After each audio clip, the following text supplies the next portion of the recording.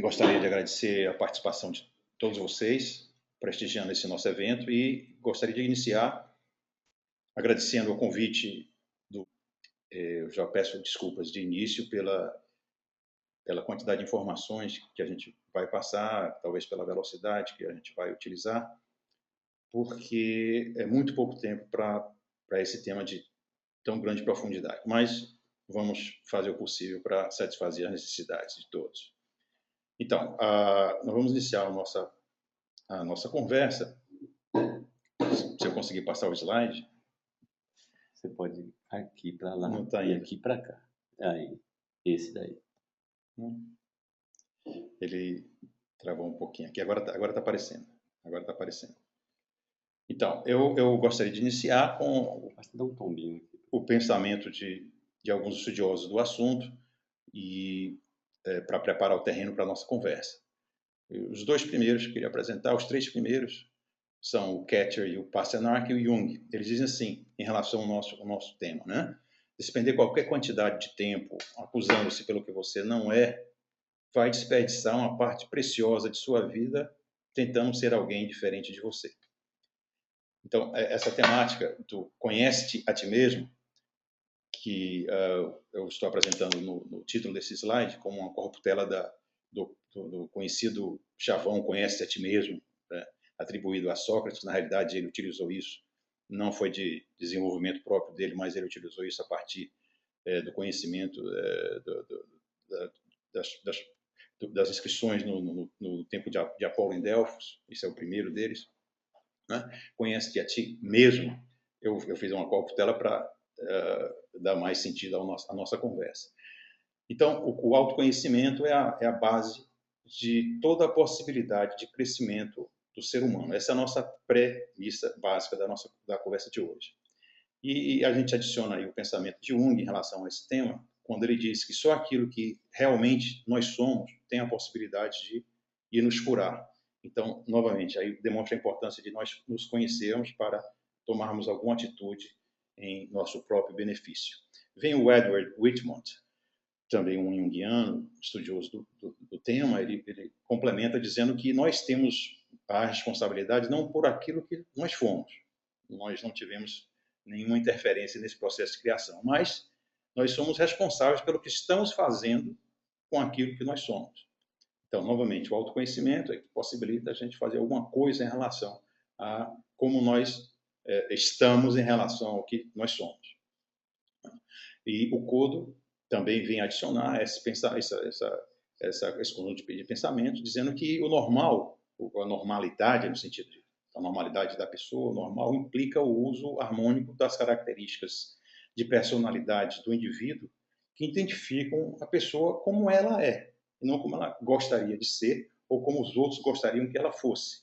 Então, aí novamente vem a importância de sabermos que nós somos um indivíduo com características próprias e que nós, quanto mais conhecemos essas características, mais podemos atuar em cima delas. Autoconhecimento, conhece-te a ti mesmo. Ainda nessa linha, a gente complementa com o psicanalista o Erich Fromm, quando ele diz que a principal missão do ser humano em sua vida é dar à luz a si mesmo, né? Tornar-se aquilo que a pessoa é potencialmente. E que o produto mais importante do seu trabalho, do seu esforço, do seu labor, é sua própria personalidade. Então, novamente, vem corroborar a importância desse processo de crescimento pessoal a partir do autoconhecimento. Vem outros pensadores, Cloke e Goldsmith, acrescentando que quando as pessoas se aceitam como são, conhecem as suas fortalezas, suas fraquezas, elas então estão aptas a gerenciar o seu potencial, tirando proveito das suas características pessoais, individuais. E ele complementa dizendo que nós não podemos mudar o que nós somos, mas que quase todas as pessoas podem mudar a forma como agem, como se comportam, como fazem um bom uso, como fazem uso daquilo que elas são. E aí chega a temática principal da nossa conversa, que são os tipos psicológicos, conhecimento de tipologia de personalidade e, a partir desse conhecimento, como construir em cima das diferenças.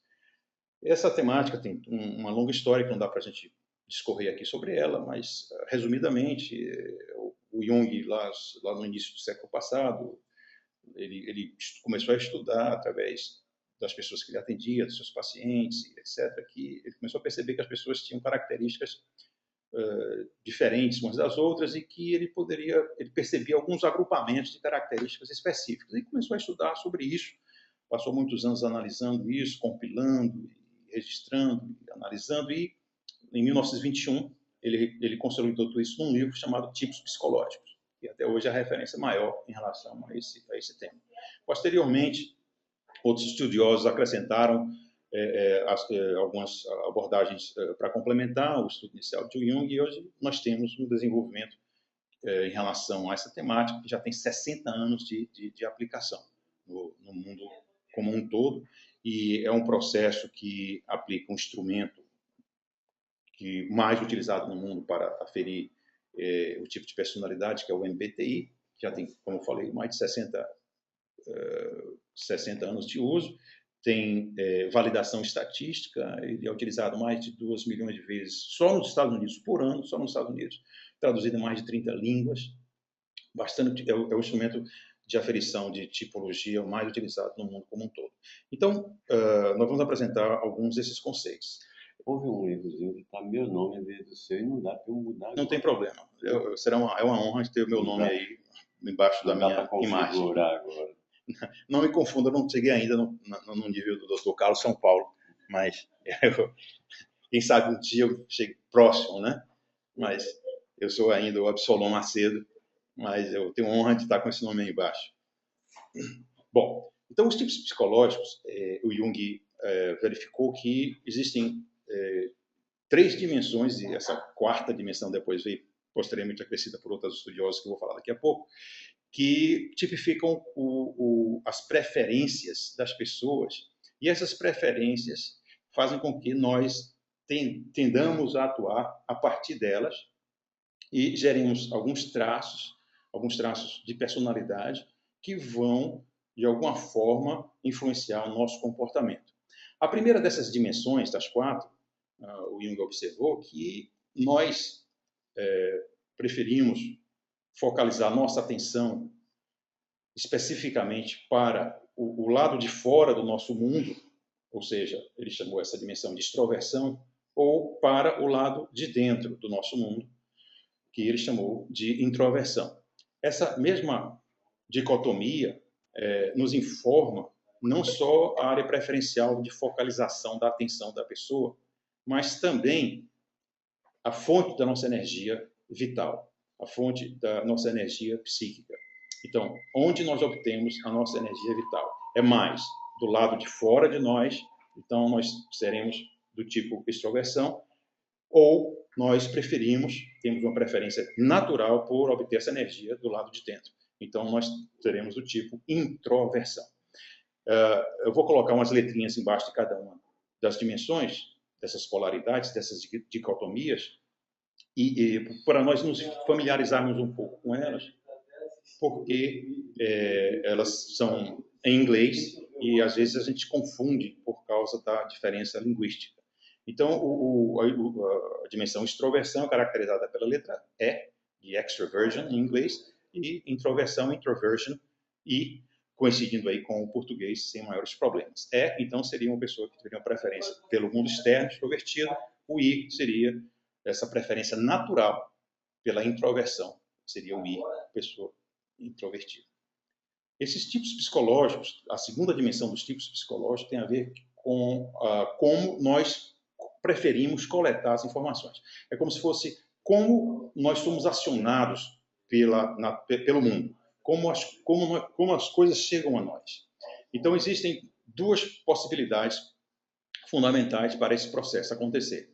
Ou nós somos do tipo sensação, S, ou somos do tipo intuição, I. Intuição, N. Olha a confusão que a gente faz com a língua, né? Então, o S de sensing, sensação, seria a pessoa que, por natureza, ela tem uma preferência por coletar informações através dos seus sentidos, né? Então, eu coloquei o cachorrinho para mostrar que ele tem um faro aguçado. Então, um sentido seria o fato, o olfato, o tato e etc. A pessoa, tipo, sensação, tem uma inclinação por captar o mundo, essas informações e o acionamento do mundo através dos seus sentidos. Já o intuição, o tipo intuição, cuja letra que designa o tipo é a letra N, e não I, porque o I já foi usado para o introvertido, então não poderia se usar aqui novamente, optou-se por usar a segunda letra do intuition, que é o N, né? Então, o intuição já vê o mundo de uma outra, já recebe, coleta informações de uma outra forma, é acionado de uma outra forma, ele utiliza o que se chama de um sexto sentido, o seu processo intuitivo, que é um olhar, o seu olhar do inconsciente. É por isso que esse olhinho aí fazendo essa figuração, né, do processo de intuição. Então, nós coletamos informações ou através da sensação ou através da intuição, nós seremos ou do tipo S ou do tipo N. A terceira dimensão tem a ver com como nós tomamos decisões. Então, a partir do momento em que nós recebemos a informação ou somos acionados pelo mundo, pela segunda dimensão, nós acabamos de falar de sensação e intuição, nós vamos atuar, nós precisamos agir. E para agir, nós temos duas opções fundamentais desse processo de decidir atuar. Ou nós somos do tipo pensamento, e aqui representado pela letra T, de thinking, em inglês, né? Acho que essa tradução poderia ter sido melhor, ao invés de pensamento que confunde, né, as pessoas, poderia ser razão ou racionalização, ou tipo de uso da razão, né? Esse thinking representa o uso de um processo racional, mas aqui, oficialmente, ele é chamado de pensamento, né? Então, a pessoa que usa a razão quando vai decidir o que fazer, ela pondera as relações de causa e efeito, os prós e os contras, e decide de uma forma racional, menos pessoal, enquanto que o seu oposto Mas deixa eu utiliza ver a aqui. autonomia, que é o sentimento. Seria o tipo sentimento tipo F, de feeling, né? De sentimento em inglês. Então, F seria aquele que toma as suas decisões, não de uma forma eminentemente racional, mas de uma forma em que há mais consideração de valores humanos, dos valores pessoais humanos dos envolvidos na questão preponderam quando ele vai tomar a sua decisão. Então, são duas formas diferentes de tomarmos decisão. Ou seremos do tipo pensamento, T, ou seremos do tipo sentimento, F. Aqui, nós temos aqui os 16 tipos possíveis dos tipos psicológicos possíveis, padrões já oficialmente utilizados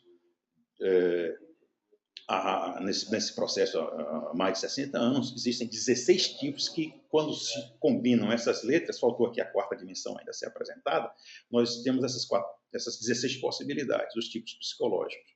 E a partir dessas 4 letrinhas combinadas, nós temos uma enormidade de informações sobre as pessoas, como, por exemplo, sobre o seu estilo preferencial de comunicação, como é que o seu processo decisório acontece, qual é a sua tendência para escolher carreira e o tipo de trabalho mais adequado para ele, para ela, seus estilos de liderança, a forma como ela aprende mais eficazmente, não é? Como acontecem preferencialmente seus relacionamentos interpessoais, como elas se engajam no mundo, como elas são vistas pelos outros, como elas lidam com mudanças, as suas respostas típicas ao estresse, quais são, e também aplicáveis para desenvolvimento pessoal, crescimento pessoal, para desenvolvimento de líderes em organizações em geral, desenvolvimento de equipes em geral em organizações e muitas outras aplicações nós podemos fazer através do uso dos tipos psicológicos. Tá certo? Algumas informações mais específicas, mas antes de entrar nessa informação aqui específica, eu queria passar para vocês a quarta dimensão que não apareceu aqui nos slides, que é essa última letrinha, né? A quarta dimensão, ela informa, tá certo? Como a pessoa lida com o mundo externo. qual o seu estilo preferencial de vida, tá certo? Então, a pessoa vai ser ou do tipo julgamento, judging, J, ou do tipo perceiving, P, de perception, P. Então, o J, característica principal do J, nós vamos ver com mais detalhes daqui a pouco, né? É uma pessoa que lida tentando organizar o mundo. Tem uma vida estruturada, sistematizada, organizada, o tipo J, essa última letrinha. Enquanto que o seu oposto, o tipo P, ele não se preocupa com esse objetivo de consertar, de estruturar, sistematizar o mundo, a vida dele. Não é? Ele é uma pessoa que leva a vida de uma forma mais flexível, aberto a mudanças, aberto a possibilidades. A preocupação maior dele não é estruturar, sistematizar, mas se adaptar às necessidades de cada momento. Então, são estilos de vida totalmente diferentes. Então, essa é a quarta letra que não surgiu aqui, que eu estou passando para vocês. Alguns detalhes específicos, agora a gente pode voltar para cada uma das dimensões e fazer comparações, e aí a gente vai entender melhor as diferenças entre elas, certo? Vamos falar inicialmente só do tipo extroversão, certo? E vocês não têm maiores conhecimentos ainda sobre o assunto, podem ir se analisando, verificando o que bate com vocês, o que não bate com vocês, para ter uma ideia, ainda que grosseira, sobre o seu tipo. Né? O tipo extroversão é orientado e energizado pelo mundo externo, pelo seu lado de fora. Ou seja, ele se liga em pessoas e coisas. É ativado pelo contato com pessoas e com coisas. Mundo externo seriam as palavras-chave. Ele entende, por exemplo, melhor um problema quando ele fala sobre o problema e ouve alguém falando sobre o problema. Ele precisa desse processo externo de comunicação para poder pensar sobre o problema. Ele gosta muito de pensar falando. Né? É uma forma dele raciocinar, de pensar, analisar as coisas, certo? De refletir dessa forma falando. Ele se energiza pela ação, né? Entrando em ação e envolvendo-se em muitas atividades. Característica, então, do extrovertido é envolver-se ao mesmo tempo em muitas atividades. Tem coisas boas e ruins em todos os tipos. Tem lacunas e fortalezas em todos os tipos. Né? Então, o mau uso do tipo é que nos indica possibilidades de melhoria em relação ao nosso tipo. Né? O extrovertido também fica mais excitado quando está com pessoas, ele passa energia para as pessoas, energiza as pessoas. Né? Agora, nós temos que ter cuidado com uma falsa interpretação dos tipos. Em relação a... podemos estereotipar e achar que, por exemplo, o extrovertido quer dizer que é uma pessoa que fala muito ou que é entrão, é uma pessoa que é inconveniente, né? Que entra onde não deveria no momento errado, fala demais, fala muito alto. Isso pode acontecer realmente, mas não necessariamente é uma característica específica do extrovertido. O extrovertido, ele realmente gosta de falar, ele gosta de conversar, mas não necessariamente, podemos dizer que é um falador ou se torna uma pessoa inconveniente. Essas seriam características da exacerbação do extrovertido. Então, por até não se conhecer bem, ele pode exacerbar essa característica e realmente incorrer nessas dificuldades. Né? Mas cuidado para não estereotiparmos e acharmos que, pelo fato do extrovertido e algumas características do tipo aqui apresentadas, ele seria uma pessoa faladora ou inconveniente. Já o introvertido, né? Estamos falando do introvertido e do extrovertido, que são formas como a gente se comporta, são formas são atitudes, né, da pessoa, certo? O introvertido, ele se orienta mais e se energiza mais pelo seu mundo interno, diferentemente do extrovertido, que é o seu mundo externo. E as palavras-chave para ele são pensamentos e ideias. Então, enquanto o extrovertido, as palavras foram pessoas e coisas, aqui para o introvertido, as palavras-chave são pensamentos e ideias. Então, o seu mundo preferencial é o mundo de dentro. Ele se energiza ligando a sua tomada, digamos assim, a sua bateria está do seu lado de dentro, a tomada ele liga no lado de dentro, enquanto o extrovertido liga a sua tomada do lado de fora, do seu mundo externo. O introvertido ele gosta mais da ideia da coisa do que a coisa em si. Ele prefere a reflexão, o pensamento sobre a ideia, do que a própria coisa, do que a materialização da coisa em si. Outra característica do introvertido é que ele precisa de ter uma noção clara do que vai fazer antes de entrar em ação. Então ele não tende a agir impulsivamente. Ele precisa ter as informações necessárias para ele se sentir minimamente seguro, para depois dizer, agora eu vou entrar em ação. Tá certo? Ele gosta de atividades solitárias ou com poucas pessoas que tenham afinidade com ele. Não gosta de muita gente, de trabalhar com muita gente próxima, com muito barulho, com muita zoada, com muita interferência, né? E também aqui o cuidado que nós devemos ter com o tipo introversão é não confundirmos, não estereotiparmos e chamarmos o introvertido de tímido. Não tem nada a ver. O introvertido ele pode não ser tímido. O extrovertido muitas vezes é tímido, ele até extroverte, até para compensar uma timidez, muitas vezes, tá certo? Então, o extrovertido não necessariamente é tímido ou alienado, não é alienado pelo fato de ser introvertido, tá certo? Então, cuidado com esses estereótipos que podemos formar. Algumas informações interessantes sobre extroversão e introversão a mais. Não temos estatísticas, infelizmente, no Brasil, mas temos nos Estados Unidos, né? Para a gente ter uma ideia. Né? Nos Estados Unidos, a população, em geral, apresenta essas estatísticas aí.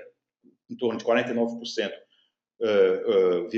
49,3% de extrovertidos e 50,7% de introvertidos. No entanto, cabe observar, que daqui a pouco eu vou mostrar, quando juntamos duas dessas dimensões, nós vamos ter aí uma tendência para a preponderância do extrovertido em relação ao introvertido. Isso nos Estados Unidos. Não quer dizer que seja a mesma coisa no Brasil. Porém, desconfia-se que seja pelo menos essa polaridade, tá certo? O Jung, ele considerava essa dicotomia entre extroversão e introversão como sendo a mais importante de todas elas. E também ele dizia que os extrovertidos e os introvertidos são polaridades que se atraem poderosamente uma pela outra. Então, o introvertido e o extrovertido para Jung são poderosamente atraídos um pelo outro. Interessante também observar que antes desses estudos dos 1913, 1910 do século passado, 1921 foi quando ele lançou o livro, né, do Jung, o introvertido, a literatura médica da época, usava a introversão como sinônimo de autismo, ou até como sinônimo de uma tendência esquizofrênica, para vermos como o introvertido era mal interpretado, coitado, né? E o introvertido é tão válido quanto o extrovertido, é tão normal quanto o extrovertido. Mas até então, até pouco tempo, né, atrás, isso era considerado como uma patologia, né, uma tendência, pelo menos, à patologia esquizofrênica, tá certo? O introvertido, outra informação, ainda sobre extroversão e introversão, o Edward Whitman, ele interessantemente fala sobre o fato de que, normalmente, o adolescente tipo introvertido, ele encontra dificuldades nessa fase da adolescência para achar o seu lugar no mundo, porque o mundo ele pede que as pessoas se encaixem, ele tem que estar, o adolescente, por dentro da onda para se encaixar. Então, ele tem que extroverter, mesmo sendo introvertido. Então, o introvertido adolescente tem muitas dificuldades para se encaixar nesse período da sua adolescência. Já na segunda fase da nossa vida, tá certo? O adulto, na segunda fase da vida, extrovertido é que sente mais dificuldade. Por quê? Ele já está numa outra fase que ele precisa refletir mais sobre questões subjetivas e ele, por ser extrovertido, ele tem mais dificuldades em realizar esse processo de introspecção, né? De reflexão interna, subjetiva. Então, aí é uma inversão de dificuldades ao longo da vida para as pessoas, tá certo? No processo de comunicação, o que pode acontecer quando estamos com duas pessoas com polaridades, uma extrovertida e a outra introvertida? Por exemplo, o extrovertido pode pensar que o introvertido, eles conversando, né? O extrovertido pode pensar que o introvertido não está interessado na conversa porque ele não está prestando atenção Na realidade, ele está processando internamente, ele não está respondendo, ele não está dando feedback. E fica mais calado, refletindo. E o extrovertido tende a pensar que o introvertido não está interessado na conversa. Então, aí, uma falha de comunicação, uma falha de interpretação indevida por não conhecimento desses aspectos tipológicos, tá certo? Por sua vez, o introvertido pode pensar que o extrovertido não está tendo consistência na sua fala. Por quê? Na realidade, o extrovertido, ele pensa falando, né? Como se diz. Então, ele, enquanto está elaborando as suas ideias, ele já está falando. Ele está refletindo falando, digamos assim. E o introvertido fica observando que há momentos em que há inconsistência no que está sendo dito. Então, ele pode pensar que o extrovertido não tem certeza do que está dizendo ou que não é consistente com as suas ideias. E não é nada disso. Tá certo? Outra realidade que ocorre muito em organizações, principalmente durante reuniões, isso é clássico, não é?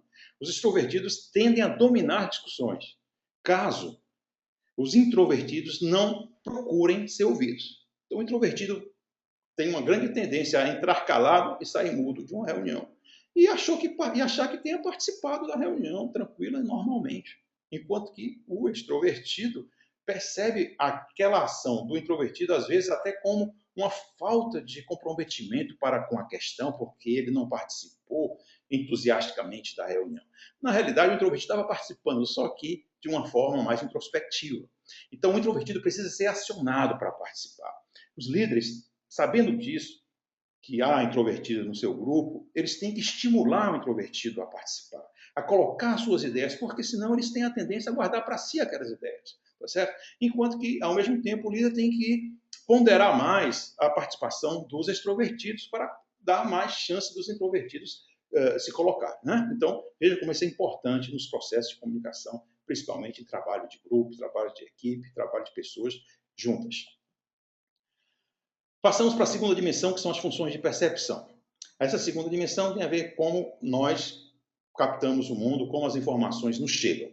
Então, nós podemos ser do tipo sensação ou do tipo intuição.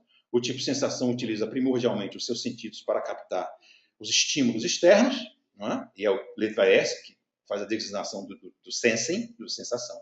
Não é? Então, pelo fato de ele, sensação, utilizar os seus 5 canais, que são os seus sentidos, né? ele tem uma capacidade muito grande de receber esses estímulos externos. Então, o sensação, ele gosta de informação sobre o que é palpável, o que é real, o que é tangível. Ele observa com aguçidade a realidade física do dia a dia cotidiana. Ele vê fatos, vê a realidade. Ele diz assim, ele tende a dizer assim, olha, eu tenho o pé no chão, eu sou muito realista, eu gosto de fatos e dados, eu gosto de me ligar no aqui e agora, no que existe. Esse seria um discurso do tipo sensação. Então, ele tende a observar as especificidades da situação presente, aqui, hoje, aqui e agora, aterrado no presente, especialmente antenado na aplicação prática de ideias e coisas. Então, ele tem um estímulo muito forte para eu uso isso aonde? Tá certo? Essa praticidade das ideias, das coisas, aplicação pragmática. Ele é voltado para essa aplicação pragmática. E tem um HD enorme para guardar detalhes, dados, fatos, eventos do passado. Né? Então, ele usa muito dados e fatos do passado para fazer comparações com as novas informações que ele está recebendo. Para ele, o tipo de sensação, a experiência real fala mais alto do que as palavras ou do que a teoria. O que vale para ele é a realidade, o que aconteceu, o que está acontecendo, e não o que está sendo dito, o que está sendo pregado. Isso, então, essas são características aí do tipo sensação. Já a sua polaridade oposta, o tipo intuitivo, o tipo intuição, tá certo? Aquele que capta o mundo através do seu sexto sentido, um processo intuitivo, de um olhar do inconsciente, ele já gosta de informação sobre o quadro geral. Ele não gosta de detalhes, como gosta do tipo sensação. Ele não gosta de verificar tudo, perceber informações sobre todos os detalhes do que está acontecendo. Ele gosta de uma visão sistêmica, receber um quadro geral, focando conexões entre os fatos, entre as ocorrências e os significados por trás dos fatos, o que não está sendo dito pelos fatos, mas o que está por trás dos fatos, o que está implícito, tá certo? Diferentemente, então, do sensação, que é muito voltado para o aqui e agora, para o real, para o factual, para o presente. Já o intuitivo é muito voltado para o que poderia ser, para o futuro, não para o aqui e agora, mas para o depois. Ele está interessado nessas perspectivas mais amplas. Ele busca detectar padrões, especialmente as novas possibilidades, como já falei, de futuro. O que encanta o intuitivo não é o que é o que poderia ser. Então, se você chega com uma ideia para o intuitivo, é capaz de ele querer inovar em cima da sua ideia, não é? Porque aquilo que você está dizendo já para ele já existe. Ele quer uma coisa diferente, tá certo? Interessa-se muito pelo que é abstrato, conceitual. Ele gosta de teoria, gosta de conceitos, tá certo? Não necessariamente de fatos e dados como o tipo sensação. Gosta de símbolos, usar sua criatividade para a elaboração do que conceitos que ainda não estão elaborados, o que ainda não existe. E ele entende mais as questões através do insight do que pela própria experiência, diferentemente do nosso amigo tipo sensação, em que nós acabamos de falar que para ele a experiência fala mais alto do que os fatos, tá certo? Em si. Algumas informações ainda sobre percepção e intuição. Nos Estados Unidos, novamente estatísticas, nós temos 73% de tipo sensação, aqui é uma disparidade muito forte, né? Contra 26% do tipo intuição, tá certo? Aqui vem aquela informação que eu abordei antes. Quando juntamos essas duas polaridades... A Karina está perguntando como são detectados, alguma coisa que você falou. O que é detectado? Os diferentes tipos. Tem algumas perguntas que estão sendo feitas aqui, eu vou respondendo ao longo do processo. Quando encaixar melhor, eu informo essas questões, tá certo? Eu vou ficar com essa pergunta da Karina aqui em hold, daqui a pouco eu me refiro a ela, tá? O extrovertido e, ao mesmo tempo, a pessoa que é extrovertida e sensação ao mesmo tempo, tá certo? Quando juntamos essas duas dimensões, já temos uma informação mais rica. Nos Estados Unidos, nós temos 35% da população do tipo sensação extrovertida. E, juntando os seus opostos, né, o introvertido intuitivo, o intuitivo introvertido, temos aí 13% da população. Então, a maior parte da população americana, e eu acho que a tendência brasileira também é essa, né, é de uma maioria de pessoas que conjuntamente são sensação extrovertida.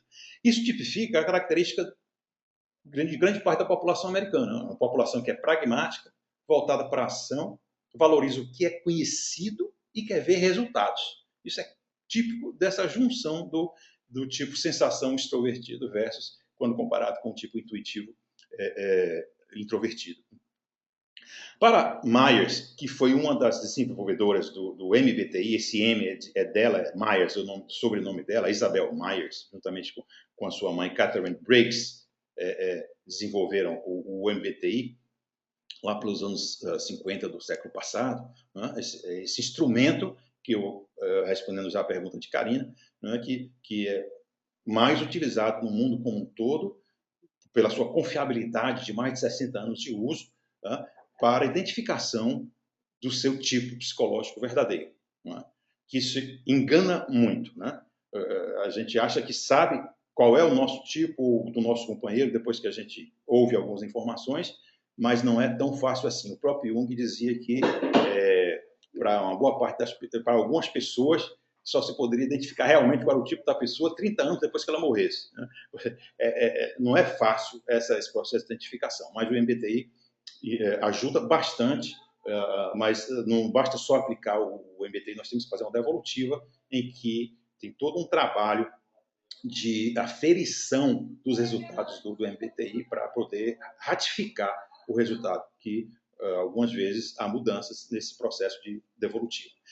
Então, a preferência para Myers, eu estava falando para Myers, Isabel Myers, essa preferência é a mais vital para o processo de aprendizagem das pessoas. É que explica mais como nós aprendemos, nosso processo preferencial de aprendizagem, ou seja, como nós captamos o mundo, tende a ser a forma como nós aprendemos sobre o mundo. É isso que ela dizia. Então, a sensação e a intuição explicam muito mais como nós preferencialmente aprendemos. E para o Jung, ele chamava sensação como sendo a função mental da realidade. É a função da realidade. Porque nós já falamos. Sensação é aquele pé no chão, aqui e agora, fatos e dados, né? Detalhes e concretude, objetividade, é o sensação. Então, o Jung chamava essa função de função mental da realidade. Ainda sobre percepção, sensação e intuição, as funções de percepção, a Mary McCulley, que foi um dos que implantou o CAPT, que é o Centro para Aplicação de Tipos Psicológicos, nos Estados Unidos, nos anos 70 do século passado, ela juntamente com a Myers, com a Isabel Myers, elas fundaram o CAPT, o CAPT. Interessantemente, ela coloca que a procrastinação decorre de uma percepção aguçada, bem desenvolvida, com déficit de julgamento.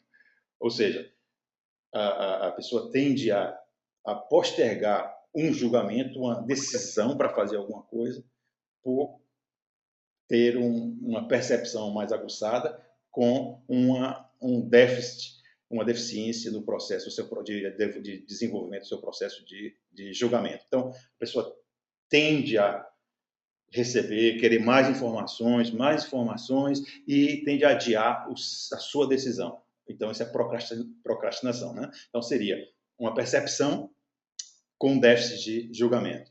No processo de comunicação, vamos fazer um cotejamento aqui entre uma relação comunicativa entre um tipo sensação e um tipo intuitivo. O que é que pode acontecer? O S, tipo sensação, realista aqui agora, fatos e dados, pode pensar, conversando com um tipo intuitivo, que o intuitivo está mudando de assunto. Por quê? O intuitivo, ele se liga em muitos canais ao mesmo tempo, né? Vocês lembram disso, que ele está mais interessado com o que poderia ser. Ele está interessado com a visão geral da coisa. Ele não quer detalhes. Então, sensação, quando está falando muito detalhes de um determinado assunto, o intuitivo já se cansou daquilo e já passa para uma outra coisa, ele tende a mudar o assunto, ele tende a falar de uma outra coisa, mas ele não é que ele não esteja interessado, é que ele está processando a informação de uma forma muito rápida, que é uma característica dele. Está mudando de canal, né? Processando, fazendo interconexões, fazendo interações de informações, né? Tentando ver tendências, e etc, etc. Por sua vez, o tipo intuitivo, ao conversar com o tipo sensação, ele pode pensar que o sensação não tem imaginação, porque o sensação é sequenciado. O sensação é 1, 2, 3, 4. Ele vai começar com você, o sensação tem, ele diz, olha, primeiro de tudo, aí fala, depois segundo, depois, na sequência, e por fim, o sensação é sequenciado. E o intuitivo fica agoniado quando está conversando com a sensação, não sabendo disso, diz, rapaz, esse cara ele parece que ele entrou no trilho e vai até o fim, não sai daquilo. Então, ele não tem imaginação. Não é isso.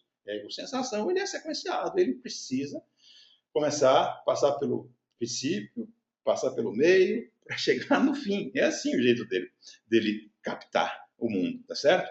O sensação necessita de informações específicas, tá certo? Enquanto que o intuição, ele não quer informações específicas. Ele gosta de informações mais gerais. Então, quando a sensação pergunta que horas são, ele quer saber se são 8h32. Ele não quer saber se é hora de irmos embora, por exemplo, né? É hora de dormirmos, é hora de comer. Não, ele quer saber realmente que horas são, tá certo? Então, tem essas características que são interessantes de serem colocadas. A terceira dimensão, pensamento e sentimento, tem a ver com como nós julgamos e decidimos fazer as coisas. A partir do momento que nós recebemos o input, o estímulo externo, agora vamos atuar, né? Então, eu vou atuar de que forma? Se eu sou pensamento, eu vou usar preponderantemente o meu lado racional, o lado racional da mente para decidir. pensamento, thinking, o T, né, em inglês, de razão. Eu vou fazer o uso da razão. Eu vou fazer uma conexão, uma avaliação da relação causa e efeito. Então, o pensamento, antes de decidir qualquer coisa, ele observa as consequências lógicas que vão decorrer da sua decisão. Ele faz uma análise de causa e efeito. Isso vai dar naquilo. Portanto, deve ser feito ou não. Tá? Ele busca uma consistência lógica no que ele faz, no que ele decide. Não é? Ele busca uma verdade que seja objetiva, concreta, não é? Na sua decisão. E para isso acontecer, ele abstrai-se da situação para não se envolver pessoalmente com os indivíduos da questão. Não é? Ele se abstrai, ele se isola da questão, ele sai do problema, se afasta do problema, para avaliar mais objetivamente, sem subjetividade, a questão. Essa é uma característica dele, tá certo? E também, ele tem outra característica interessantíssima, que é muito mal interpretada, que é, por natureza, ele pensa que ajuda ao detectar coisas que estão erradas. Mas ele detecta não para criticar em si, não é a crítica gratuita que ele quer fazer, é que ele quer resolver o problema. Então, como ele tem esse raciocínio muito mais lógico do que o tipo sentimento, tipo F, não é? Ele acha que colabora detectando erros, incorreções, ausências, problemas, deficiências. Então, essa é a forma que ele encontra para ajudar. Mas muitas vezes ele é mal interpretado e como sendo um crítico gratuito de tudo e de todos. Na realidade, ele não está com essa intenção. Ele quer ajudar. Tá? Ele necessita encontrar um padrão que seja aplicável a situações semelhantes. Então, se isso deu certo aqui essa vez, então deve dar certo de novo, na outra vez, e dar certo de novo numa situação parecida lá na frente. Então, ele tende a usar essa lógica para, né, padronizar a vida, as coisas. A Karina quer saber se o tipo de pensamento necessariamente está associado ao tipo sensação. O tipo pensamento não está necessariamente associado ao tipo sensação. Nem tipo, é uma ótima pergunta. Foi de quem, Carlos? Karina. Foi uma ótima pergunta, Karina. Não, nenhuma das 4 dimensões está necessariamente... Todas as possibilidades são possíveis. Portanto, as 4 letras, se fizermos uma permutação 4 a 4, né, nós temos aí 16 possibilidades. Tá certo? Então, não há nenhuma vinculação necessária.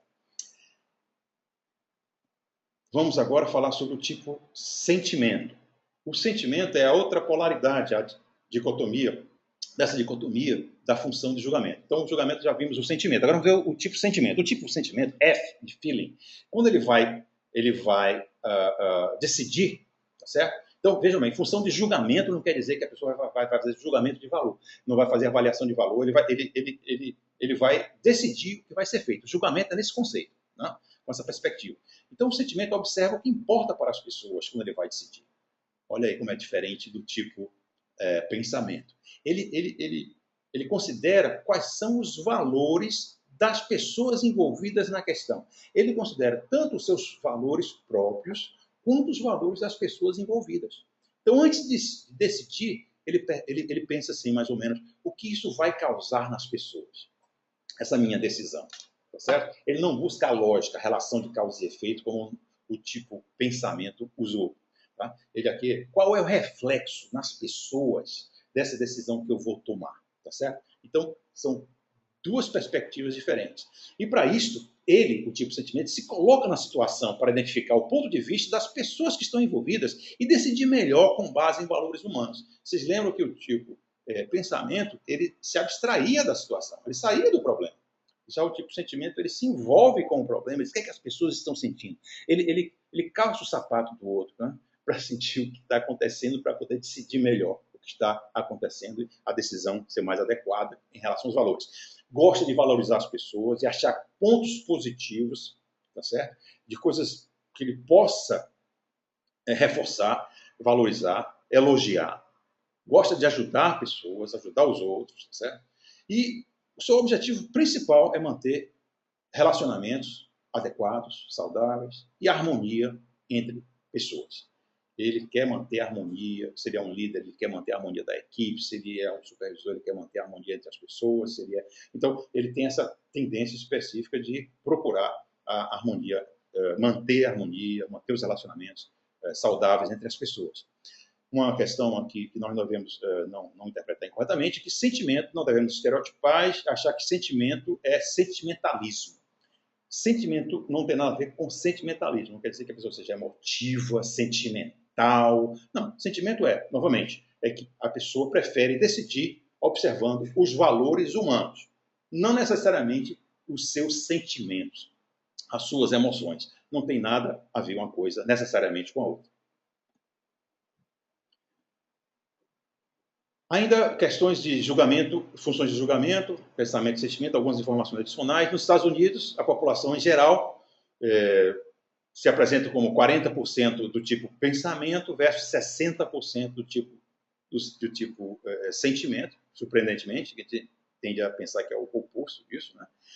O Jung classificava o pensamento e o sentimento como funções que ele chamava de racionais, ou seja, são funções que estão no nosso consciente. Nós utilizamos o consciente para fazê-las acontecer. Né?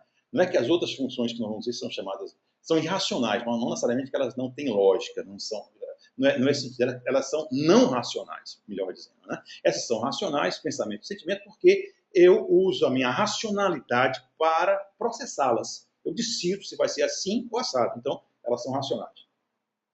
O pensamento, o tipo pensamento, aquele que tem um tipo pensamento já desenvolvido ao longo da vida, ao longo do tempo, ele tende a aparecer para os outros como sendo uma pessoa que é analítica, fria, determinada, certo? Uma exacerbação disso seria a pessoa parecer uma pedra de gelo lógica, seria assim uma exacerbação, né? Um mau uso, digamos assim, do tipo pensamento. Enquanto que o tipo sentimento desenvolvido ao longo da vida tende a aparecer cordial, humanitário, diplomático, certo? E seriam tipicamente características de um tipo sentimento desenvolvido. Para Macaulay, ela diz assim, o preconceito das pessoas decorre de um processo de julgamento com déficit de percepção. Ou seja, o preconceituoso ele tende a julgar sem ter as informações adequadas ainda para julgar. Então, seria o preconceito visto pela essa lente tipológica, tá certo? Interessante. Julgamento é uma função mental que explica as nossas escolhas na vida, tá certo? Nossa profissão, nossa carreira, nosso trabalho, os companheiros, os amigos. Estão pensando que você é Carlos, agora estão perguntando aqui, os tipos psicológicos ajudam o arteterapeuta? O tipo psicológico ajuda o arteterapeuta em um processo. Peraí que o Carlos está tentando aqui abrir. Não, ele botou reticências. É um processo. Em um processo? Aí parou aí. Como os tipos psicológicos... Os tipos psicológicos eles ajudam qualquer tipo de ajuda ao outro. É Absalom o nome. Ele está falando com Carlos, né? Realmente, o nome que está aí é Carlos São Paulo, mas infelizmente não é o Carlos São Paulo, sou eu, Absalom, que está falando aqui, Absalom Macedo. É porque o programa fez uma troca de nomes aí. Mas o Carlos São Paulo é o mentor desse processo todo aqui, né? O diretor do JBA, que me convidou para estar aqui ao meu lado. Então, a pergunta, o tipo psicológico, ele é de uma ajuda fenomenal para qualquer tipo de processo de ajuda ao outro, né? Porque a partir do conhecimento melhor das características tipológicas da pessoa, o terapeuta ou o coach, certo? Ele pode direcionar melhor o trabalho para a pessoa que ele está ajudando, auxiliando, tá certo? No direcionamento do trabalho. Tá? Então, ajuda em qualquer processo terapêutico, qualquer processo de desenvolvimento pessoal, profissional, como eu já falei antes. Então, continuando aqui, né, julgamento é uma função mental responsável por nossas escolhas, já falei. Um processo de comunicação, né? O que aconteceria um tipo de pensamento, um tipo de sentimento conversando? Que ruídos poderiam acontecer? Então, o pensamento, com a sua lógica, né, e o sentimento, utilizando mais valores humanos para o seu processo decisório, conversando, o tipo pensamento T pode achar que o tipo sentimento, nessa conversa, está levando as coisas muito para o lado pessoal, muito para o lado humano da questão. Está humanizando, entre aspas, demais a questão. Né? E não é, porque o tipo sentimento ele enxerga as questões por um lado humano da coisa. Por outro lado, nessa mesma conversa, o F, o tipo sentimento, ele pode achar que o tipo pensamento, T, é muito ríspido, frio, é muito, como eu falei, uma pedra de gelo lógica, é muito racional, relação de causa e efeito, 2 e 2 dá 4, sempre. Né? Então, ele pode achar, e não é, porque o pensamento ele é lógico, ele é racional, ele precisa observar essa relação para chegar a uma conclusão, é assim que ele opera. Volto a dizer que sempre, em todas as 4 dimensões, nenhuma das polaridades é melhor do que a outra. A gente tende a pensar que, por exemplo, o tipo sentimento é melhor do que o tipo pensamento, porque ele é mais humano, ele se preocupa mais com as pessoas. Não necessariamente. Nós precisamos de todos os tipos. Todos os tipos têm as suas fortalezas, todos os tipos têm as suas lacunas. Nós temos que saber usar os tipos adequadamente, tá certo? Primeiro compreender quem nós somos e fazer bom uso de quem nós somos. Não tem um tipo ideal, respondendo essa questão especificamente, tá certo? A última letrinha tem a ver com como nós nos orientamos para o mundo. Qual é o nosso estilo fundamental de vida? Como nós tendemos a levar a nossa vida? Ou eu sou do tipo julgamento, ou eu sou do tipo percepção. Se eu sou do tipo julgamento, eu sou do tipo J, certo? Eu vou ter um estilo de vida estruturante, que quero organizar. A minha vida é estruturada, organizada, sistematizada. O percepção já é o oposto disso. Não necessariamente é desorganizado, bagunçado, desestruturado. Não. É uma pessoa que prefere levar a vida como ela lhe acontece. Tá certo? Com flexibilidade, se adaptando às questões. Podemos fazer. Diga, Carlos. Podemos fazer uma relação dos tipos psicológicos predominantes entre e professor que o senhor acha que esse site inspira, se é confiável. São 2 pessoas que perguntaram no mesmo momento. Uma relação dos tipos psicológicos predominantes. Uma relação entre tipos psicológicos predominantes, novamente, eu acho que tem a ver com a questão anterior de um colega que acabou de colocar aí. Não há uma... Entre orientais e ocidentais. Agora que eu fiz esta pergunta. Não temos informações, não tem estudo sobre isso. Não há estatísticas, então não me arvoraria a te responder essa questão de diferença entre os orientais e os ocidentais. Acredito que acha, mas eu não tenho essa informação. A gente supõe que os ocidentais estão mais extrovertidos e os orientais mais introvertidos. Como o Carlos estava antes, supõe, né, que os orientais sejam mais introvertidos do que os ocidentais. Mas, volto a dizer, Tibete, né? Como eu pessoalmente, sou do tipo pensamento, eu não me arrisco a dizer que isso é assim ou assado. A gente se engana muito, tá certo? Mas não tenho essa informação, infelizmente não tenho essa informação. Quanto ao Inspira, eu vou deixar para falar um pouquinho depois sobre ele, tá certo? Essa questão. O julgamento esse estilo de vida externo, para o mundo externo, o tipo de julgamento, gosta de viver de uma forma planejada, ordenada, sistematizada, estruturada. Ele quer controlar a vida. Ele precisa controlar a vida. Então, ele é assim, ele funciona assim, tá certo? É bom ou ruim, é normal, é um ser humano, tá certo? O ruim é a exacerbação, tá certo? Tanto do julgamento quanto da percepção. E aí o julgamento, voltando para o julgamento, ele deseja decidir a questão, fechar a questão, a incumbência, a sua tarefa e seguir adiante. Uma característica muito interessante do julgamento, do tipo julgamento, o tipo J, é que ele se sente devedor consigo mesmo o tempo todo. Ele está sempre se devendo. Ele diz, poxa, eu não acabei aquilo ainda. Eu tenho que fechar isso, eu tenho que fechar aquilo outro, eu tenho que terminar isso, eu tenho que acabar com aquilo outro, etc, etc. Ele está sempre se cobrando de tarefas ainda não terminadas. Né? Então, ele quer fechar as questões. Mas, ao fechar as questões, ele já vai procurar outra que está aberta. Certo? Ele não necessariamente se sente satisfeito. Ele vai procurar outra que está aberta, vai procurar outra que está aberta. Certo? Ele quer fechar. E aí a sua vida tende a ser uma vida estruturada, organizada, gosta de coisas definidas, né?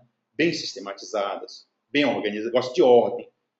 Você observa o julgamento com muita facilidade, até por onde ele mora, como ele guarda as suas coisas, os seus livros, os seus discos, os seus CDs, as suas roupas, tá certo? E isso me lembra muito o filme Gabriela, né?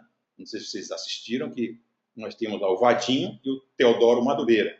Eu sempre penso, imagino, né, que o Vadinho seria do tipo percepção e o Teodoro Madureira seria do tipo julgamento, porque se vocês assistiram o filme, vocês vão se lembrar que o Teodoro Madureira, ele guardava as suas roupas e as da Gabriela, que ele chamava de sua senhora, né, no guarda-roupa, até com etiquetas, ele etiquetava até as roupas íntimas da sua senhora no guarda-roupa, ele chamava assim.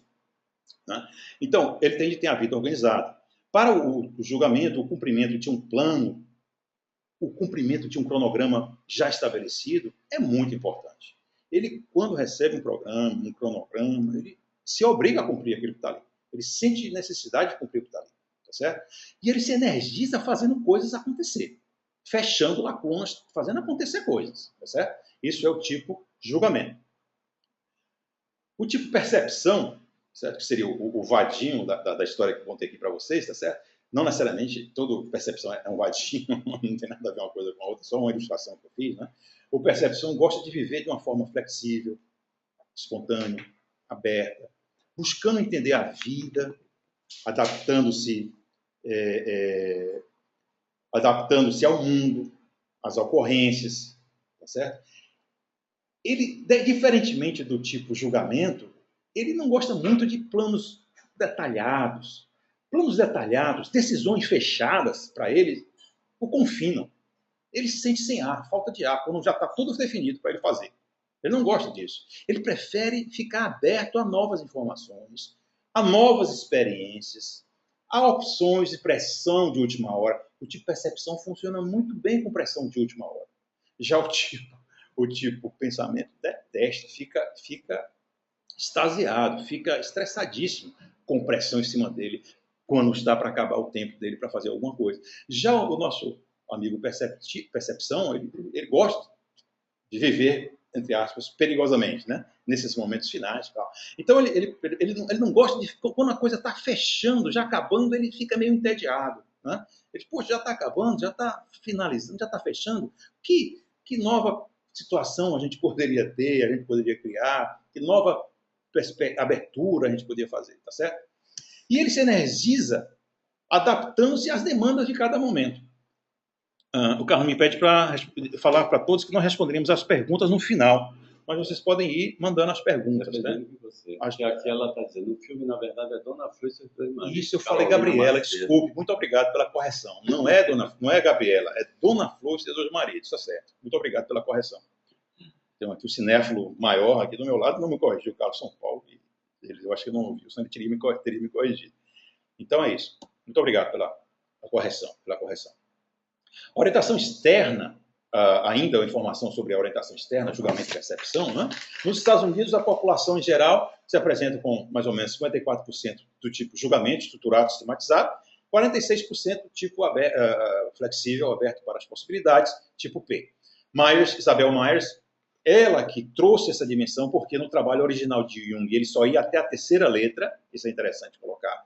Ela fez um complemento, ela com a mãe dela, a Isabel Myers com a Catherine Briggs, e começou esse processo, fizeram esse estudo e acrescentaram uma letra que facilita e dá mais informações, que é a letra JP, tá certo?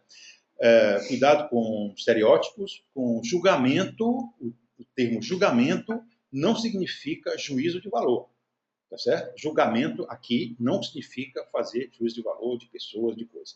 Percepção também não implica ser perceptivo, a pessoa que tem uma percepção aguçada para pessoas ou coisas, não necessariamente, tá certo?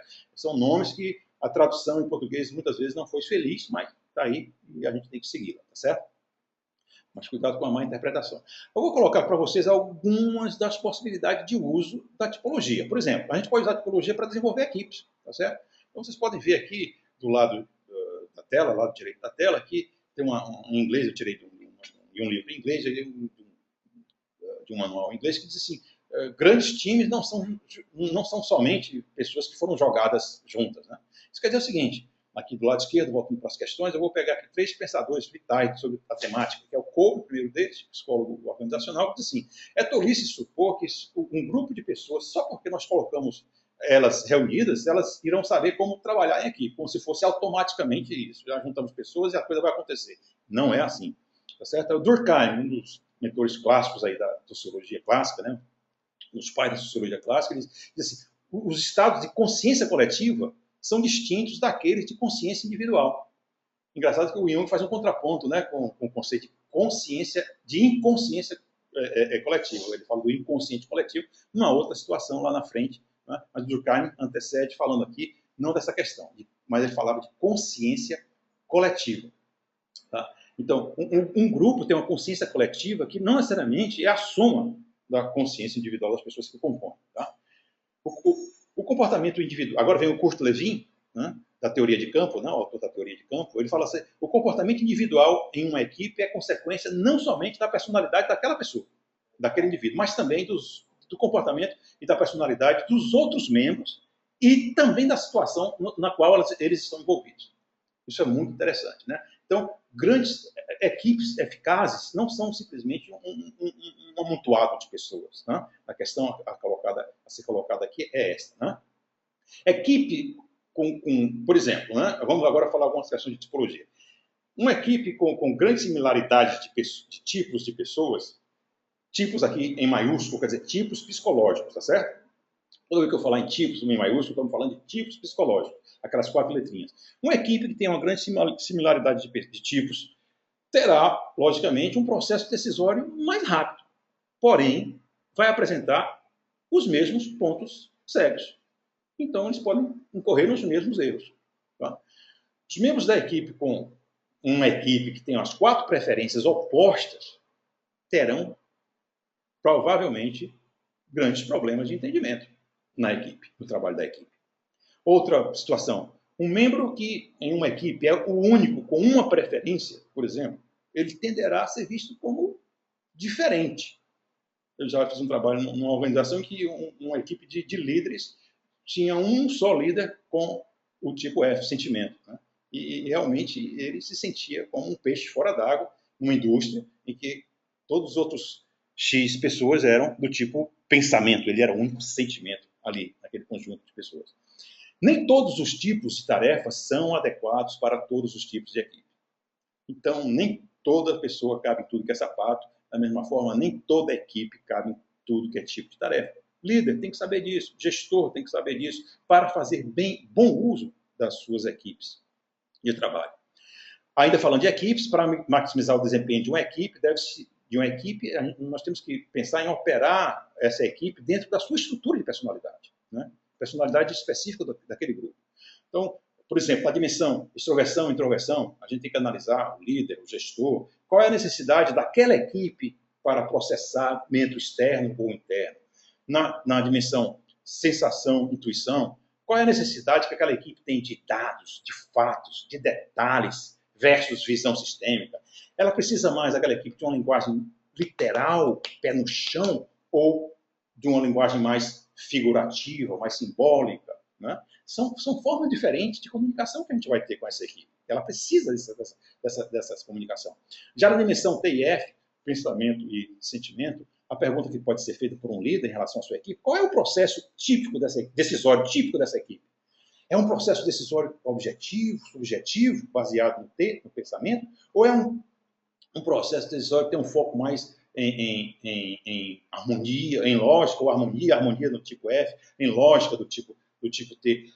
Eu vou refazer aqui, eu acho que eu tropecei aqui nas palavras, então eu vou falar de novo. Ele pergunta assim, qual é o processo decisório dessa equipe? É do tipo objetivo, tipo pensamento, T, ou do tipo eminentemente subjetivo, F? Esse grupo tem um foco mais voltado para a lógica na sua decisão, ou T, pensamento, ou para a harmonia entre as pessoas, tipo F. São 2 grupos diferentes, tá certo? JP, a última letra, né? Quão estruturada ou quão flexível é essa equipe? J, estruturada, a equipe quer trabalhar para sistematizar, para fechar, estruturar. F, flexibilidade. É a pessoa aqui, flexibilidade, é a equipe tipo P, quer flexibilidade, quer abertura, possibilidades, não gosta muito de regras, fechamento, estrutura. Duas equipes novamente diferentes. Questões gerais que poderiam ser feitas em relação a isso para equipes ainda. Por exemplo, quais são as fortalezas e as lacunas específicas dessa minha equipe? Analisando a tipologia, tipologicamente falando. Outra pergunta, que tarefas fariam melhor uso do tipo, em letra maiúscula, dessa equipe? Nem toda equipe pode fazer todo tipo de tarefa, depende muito da sua tipologia. Outra pergunta, que outro tipo adicional de pessoas a gente poderia trazer para a nossa equipe para aumentar a eficácia do nosso grupo? Tá certo? Nosso grupo é preponderantemente do tipo pensamento, por exemplo. Está faltando aqui gente com F, sentimento, para dar mais equilíbrio, harmonia às nossas decisões, por exemplo. Né? Então, essa análise é muito importante ser feita para qualquer coordenador de equipe, qualquer gestor de pessoas, na realidade. Tá? Aprendizagem, o que é que tem a ver com a tipologia e a aprendizagem? Por exemplo, o extrovertido prefere aprender discutindo ou trabalhando em equipe, preferencialmente. Enquanto que o introvertido prefere aprender através da leitura, reflexão, ou sozinho, ou no máximo com poucas pessoas. Outra comparação que a gente pode fazer, o sensação e intuição, né, agora. O sensação prefere aprender através da observação de detalhes, memorização de fatos, dados, captura de dados, por exemplo.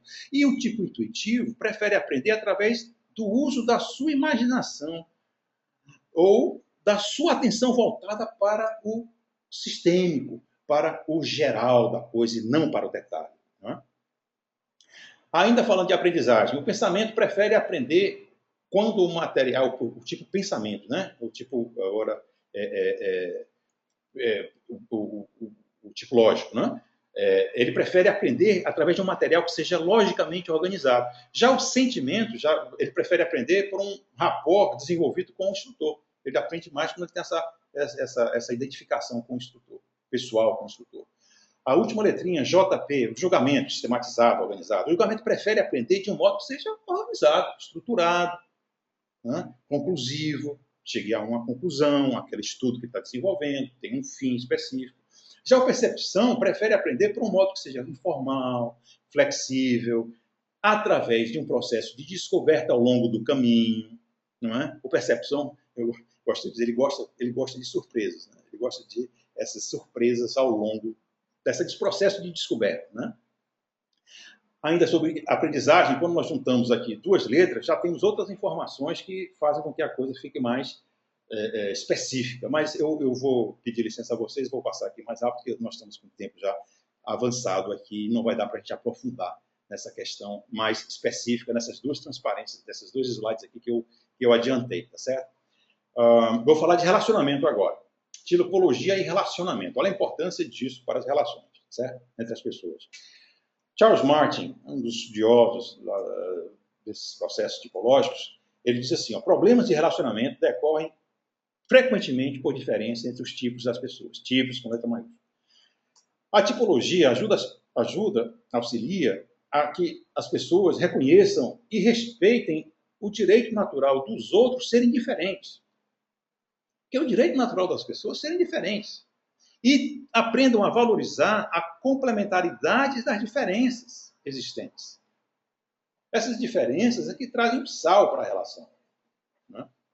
Então, não há uma combinação. As pessoas sempre perguntam qual é a melhor combinação dos tipos para uma relação ser adequada, ter sucesso. Não há essa resposta. Infelizmente, não tem essa resposta pronta. Não há uma combinação boa ou má para tipos. Todas as combinações têm o seu paraíso e têm os seus infernos. Né? Tem o seu inferno. Tem os seus altos e baixos, certo? Vamos citar alguns deles, tá certo? Esses eventos. Por exemplo, a relação de tipos similares, parecidos ou iguais.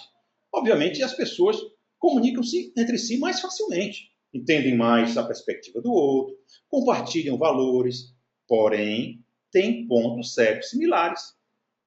E vão cair juntos, talvez de mãos dadas nos mesmos buracos. Tá certo? E a tendência é que, quando eles são muito semelhantes, um deles tenha que cobrir, entre aspas, aquelas preferências que não existem entre os dois. Porque a vida demanda também as outras preferências em alguns momentos. Eles têm dificuldades, porque os dois são de um tipo semelhante, e não tem as outras, as preferências que nós não desenvolveram. Então, um dos dois vai ter que cobrir o casal, e aquilo gera um certo ressentimento, né? Por ele estar fazendo um papel que não é muito confortável para ele, certo? Já a relação entre tipos diferentes, o que é que pode acontecer? Tipos diferentes entre si. Podem não entender bem um ao outro, obviamente. Podem ter prioridades e interesses bem diferentes uns dos outros. Porém, podem achar essas diferenças vitalizantes para a relação. E aprender com as não preferências dele em relação às preferências do outro. Aprender com o outro que ele não tem. Isso enriquece a relação através do crescimento do indivíduo, das pessoas. Tipologia, carreira e trabalho. Muita gente se volta para isso aqui, se preocupa com isso. Né? Será que eu estou na profissão certa? Será que eu estou na carreira certa? Né? Olha, o que a gente tem a dizer em relação a isso? As pessoas são basicamente atraídas para carreiras que permitem o uso do seu tipo maiúsculo. Tá? Porque quando trabalhamos em atividades com as quais nós não nos identificamos, podem ocorrer algumas situações. Por exemplo, nós podemos passar a ver problemas de forma diferente dos nossos colegas de trabalho. Né? Podemos passar a falar uma língua até diferente dos nossos colegas de trabalho. Podemos fazer uso das nossas preferências, mas não sermos reconhecidos. Tá certo? Porque aquele meu tipo não é muito adequado para aquele tipo de atividade. Então, o meu trabalho não aparece no bom sentido. Né? Eu posso... mais criticamente, eu posso vivenciar um estresse por trabalhar contra a minha natureza por muito tempo, levando-me até ao processo de burnout. Né? Esse desgaste intenso por vivenciar uma característica que não é a minha, que não é da minha natureza, um trabalho que não é da minha natureza. Por exemplo, a gente pode falar aqui sobre características específicas dos tipos e carreira e trabalho. O tipo extrovertido e introvertido. Essa dicotomia indica a necessidade de relacionamentos mais amplos ou mais limitados na minha carreira, no meu trabalho. Eu preciso trabalhar com mais gente ou com menos gente? Mais em equipe ou mais sozinho? Sensação e intuição. Isso indica a necessidade do meu trabalho, da minha carreira, fazer mais uso de fatos e dados ou de desenvolvimento de novas possibilidades voltadas para o futuro. É mais aqui e agora, concreto, realista, ou é um trabalho mais voltado para o que poderia ser para o futuro? Mais para estratégias, planos, etc. Ou é mais para aqui e agora? TIF, pensamento e sentimento. Indica a necessidade da minha carreira, do meu trabalho, lidar com mais análise lógica e objetiva ou mais com o uso de valores humanos. São duas polaridades muito diferentes. Nem todo mundo cabe em todos os sapatos, volto a dizer. Não é? Como dizia o Jung, né? A maioria das pessoas estão andando em sapatos muito pequenos para elas. E a última dimensão, JP, julgamento e percepção, uma vida estruturada ou mais flexível. Aqui vai indicar o meu carreira e trabalho, se tem uma necessidade de um trabalho que seja mais estruturado e organizado, ou que seja um trabalho mais aberto, mais flexível, mais adaptável. Né? São duas opções. São pessoas diferentes, tipos diferentes, exigem trabalhos diferentes, carreiras diferentes. Temos que pensar sobre isso. Né? E já encaminhando aqui para os finalmente, tá certo? Eu teria para acrescentar para vocês que naquelas 4 letrinhas que compõem a nossa tipologia, nós temos uma hierarquia de importância delas para cada um de nós, tá certo? Nós temos uma primeira função mais importante, que é a função dominante ou auxiliar. Essa função dominante ou auxiliar, ela tem algumas características que influenciam muito mais fortemente o nosso tipo. Então, por exemplo, se a minha eu estou ainda, desculpa, mas eu estou falando de carreira e trabalho, mas aqui já estou antecipando essa questão de função principal, dominante e auxiliar. Eu queria dizer para vocês aqui, se a minha função dominante, a principal, ou a minha segunda função das 4, que é chamada de auxiliar, forem, por exemplo, sensação, eu vou ter uma adequação maior para a carreira e trabalho que exige atenção a detalhes, que necessite experiência passada, que eu guardo na minha memória, fatos e dados, tá certo? Que exija manipulação de dados, aplicação de métodos para objetivos pragmáticos, Já se eu for do tipo intuitivo, como função dominante ou auxiliar, eu vou me adequar melhor a carreiras de trabalho que tenha uma atenção mais voltada para significados, padrões, possibilidades, brainstorming, consequências de longo prazo, que faça mais uso de teoria, de mais teorias, de mais ideias abstratas do que de coisas objetivas, questões objetivas, tá certo? Então vejam como isso influencia minha carreira, meu trabalho. Se, por outro lado, se minha função dominante ou auxiliar, as duas mais importantes, forem ou pensamento, por exemplo, pensamento, né? Pensamento que eu tomo decisões de uma forma lógica. Eu preciso de uma carreira ou trabalho, me sinto bem, que use análise lógica das coisas, análise que seja impessoal, que exija investigação de como o mundo funciona, como as coisas acontecem, a lógica das coisas, que busque a lógica das coisas, que busque resolução de problemas, que busque aumentar a eficácia de sistemas, de processos. Essa é a minha praia, pensamento. Né? T. Enquanto que se eu for sentimento, como dominante ou auxiliar, eu vou preferir carreiras e trabalhos que considerem o que é bom para as pessoas. Questões éticas, trabalho que enxergue o lado humano dos problemas, que me faça usar sensibilidade, que me faça usar empatia. Né? Eu prefiro um trabalho com essas características.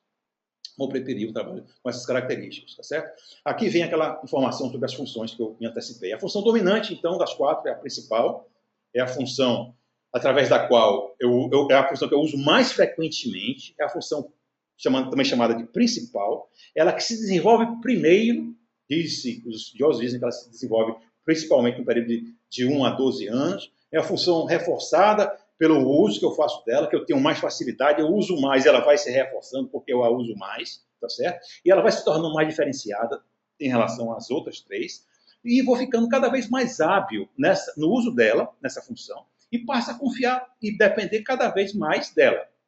Isso é bom, porque me dá maestria nela, no seu uso, porém, é ruim porque eu posso exagerar no seu uso, fazer mau uso dela e exacerbar.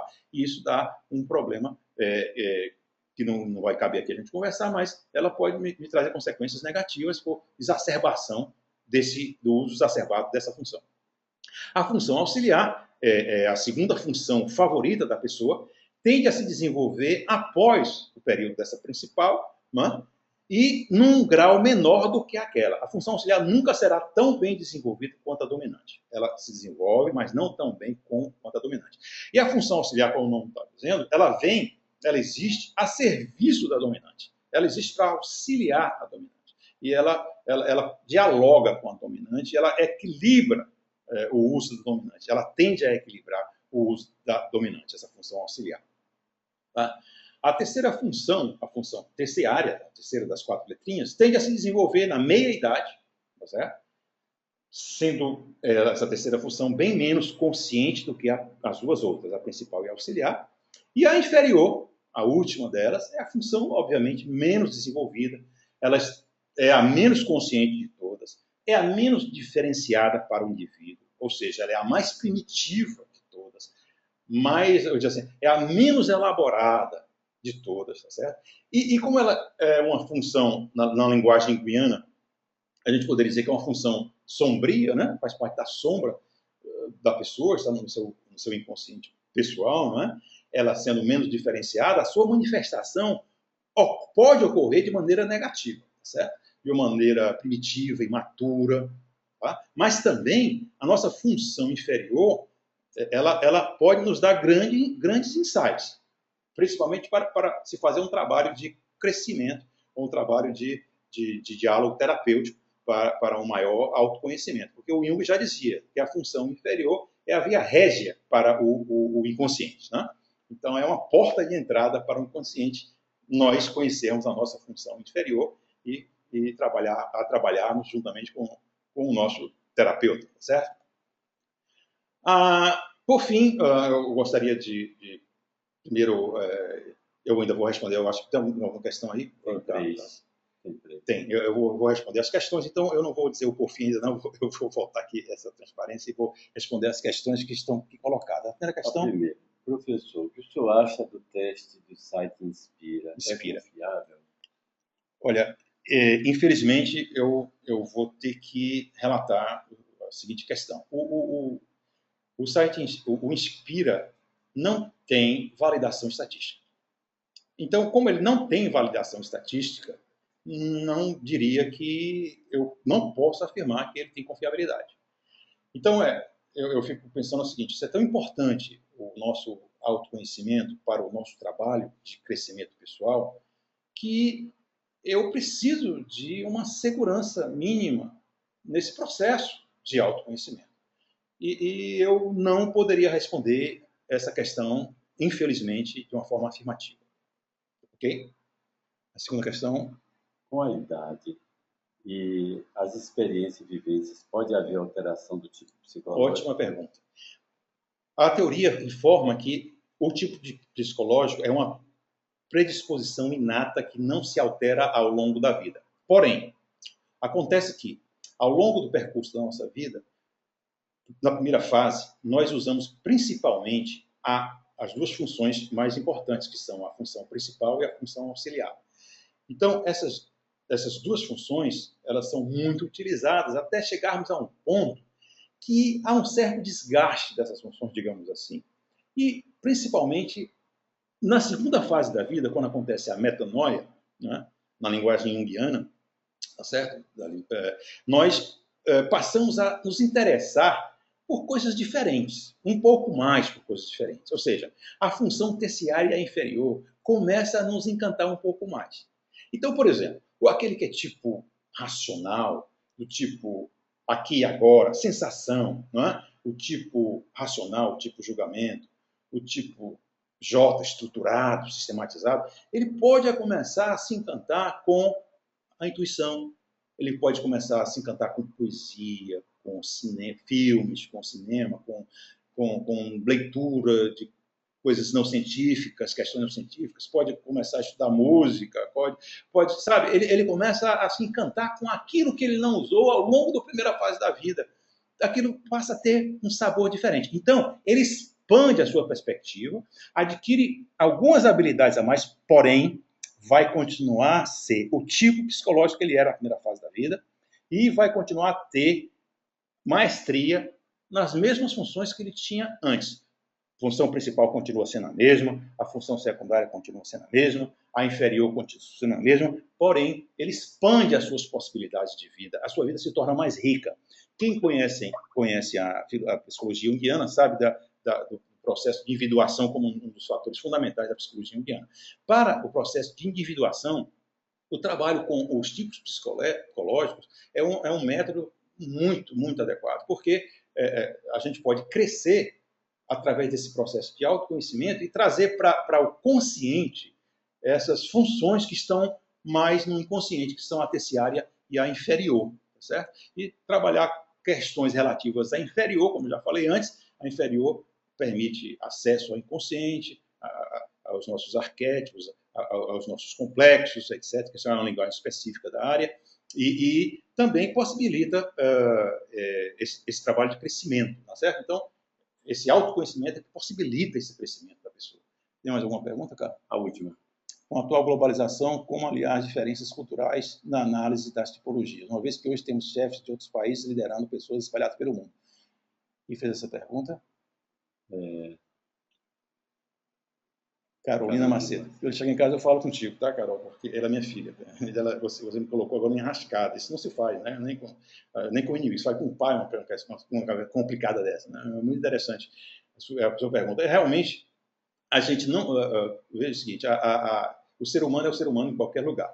Porém, a sua visão de mundo diferencia, tá certo? É diferenciada, tá certo? E da forma como ele foi culturalmente desenvolvido, esse processo de aculturação pode influenciar no desenvolvimento do nosso tipo. Eu não falei porque o tempo não dá, mas nós podemos ser forçados a desenvolver o que se chama na psicologia junguiana de um falso tipo. Então, a gente pode ser forçado pelos nossos pais, pelos nossos professores, pelo nosso trabalho, pelos nossos companheiros, pelos nossos amigos, a desenvolver a nossa turma, né, de bairro, a desenvolver um tipo que é falso, que não é o nosso natural. E isso traz problemas muito importantes serem trabalhados lá na frente. Então, isso pode acontecer. Diferença de cultura, pode influenciar na criação de falsos tipos. Pessoas de países diferentes podem ter tipos diferentes. Tanto é que, quando o MBTI vai ser lançado no outro país, ele tem que ser validado estatisticamente na cultura do outro país. Não é só a tradução do instrumento em si que tem que ser feita. É por isso que é um processo muito demorado, muito esforço, muito trabalho. Ele tem que ser validado culturalmente, não só linguisticamente. Então, tem essas questões aí a serem trabalhadas. Mais alguma questão? Não. Gente, pedindo desculpas pela invasão do horário, agradecendo de coração a atenção de vocês, a bondade de vocês de ficarem conosco até esse momento. Volto a agradecer ao convite do Instituto Jungiano da Bahia, né, na pessoa do Dr. Carlos São Paulo, da professora Ermelinda, tá certo? E queria informar para vocês, né, Carlos, que nós vamos apresentar uma outra palestra que combina com essa de hoje, chamada Que História Você Está Vivendo? Estrutura Arquetípica Pessoal, no dia 9 de junho. Isso. Não é isso, Carlos? Que também é um domingo, no mesmo horário, 20 horas, tá certo? E nós vamos trabalhar vamos entrar por uma outra porta, uma outra perspectiva, que é a perspectiva arquetípica, que soma com um tipo psicológico para um autoconhecimento mais pleno, mais rico, mais completo. Então, no dia 9 de junho, tá certo? Nós estaremos, vocês podem se inscrever no site, a partir, eu acho que da semana que vem, né, Carlos? A gente vai iniciar essa divulgação. E gostaria também de aproveitar esse momento para falar para vocês que o JBA me convidou, na pessoa de Carlos, para apresentar um curso de extensão que deverá acontecer nos dias 5 e 6 de julho, né, Carlos? 5 e 6 de julho, congregando esses dois temas que nós estamos aqui falando com vocês. Hoje, esse de tipologia e o outro de estrutura arquetípica.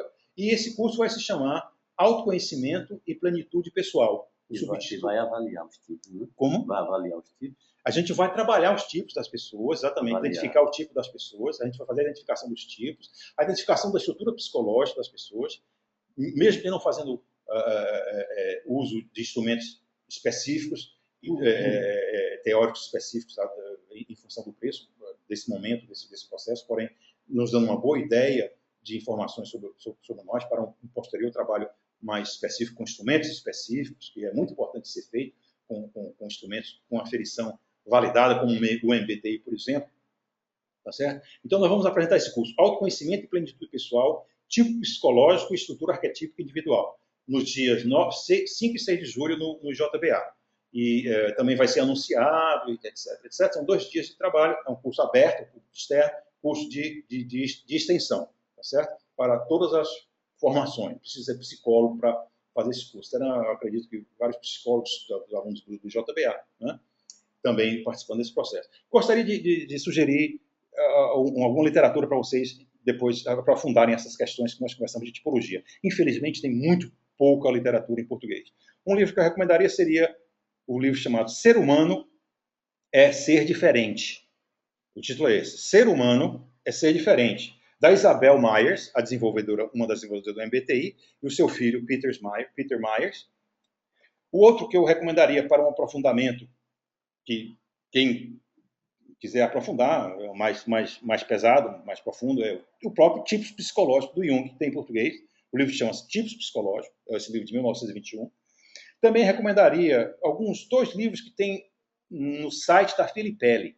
Filipelli é a entidade em São Paulo que é autorizada oficialmente para aplicação do MBTI através de pessoas que sejam qualificadas para fazer a aplicação. Nem todo mundo é qualificado para a aplicação do MBTI, mas no Brasil a Filipelli é a instituição que faz a venda do instrumento, que vai ser feita através de pessoas que são qualificadas para isso. O site da Filipelli é www.felipelli, com 2 P's 2 vezes, FELLIPELLI.com.br. Nesse site da Filipelli tem alguns temas sobre tipos psicológicos, tá certo?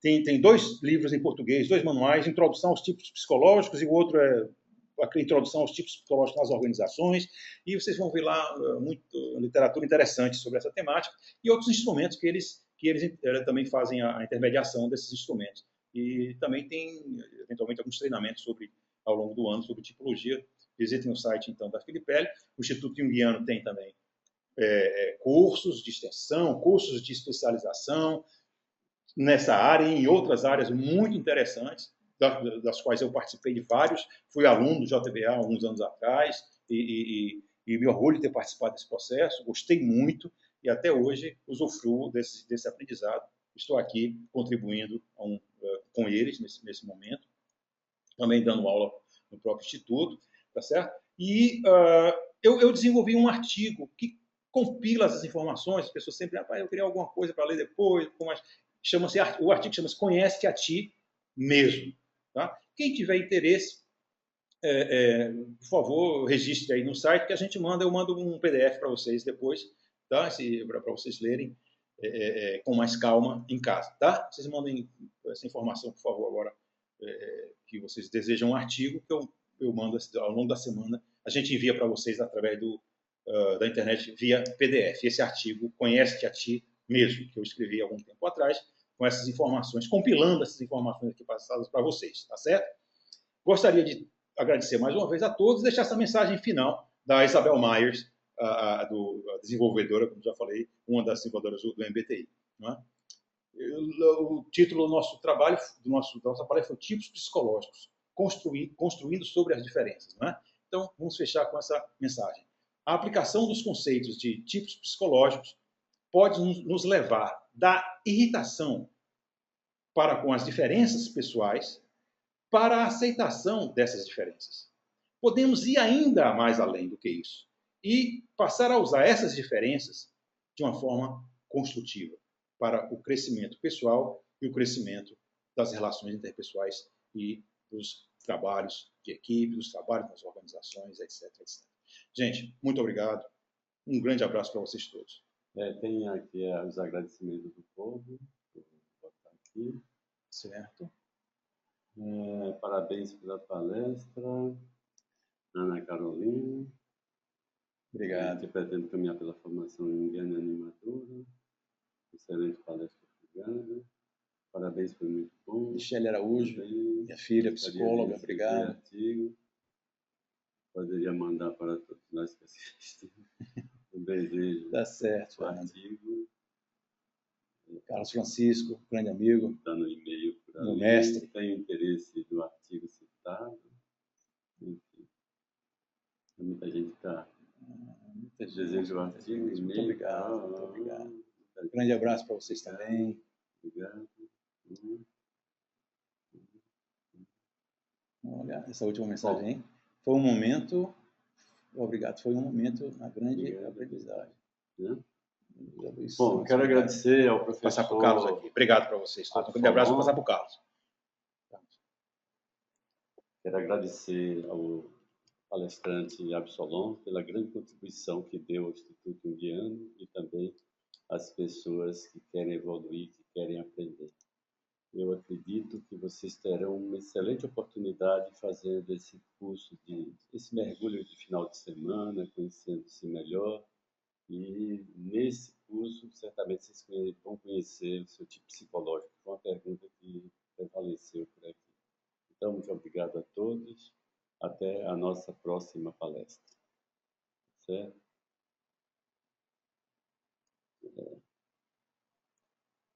Desculpe também pela questão do programa, que a gente ainda está se habituando. Saiu meu nome em vez do nome do professor, mas isso na edição eu vou dar um jeito. Tá? Então, um abraço a todos. Deixa eu só desligar aqui, que é a grande questão.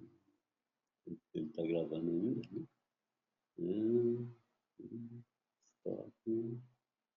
Sim, aqui. Pronto. Parar de...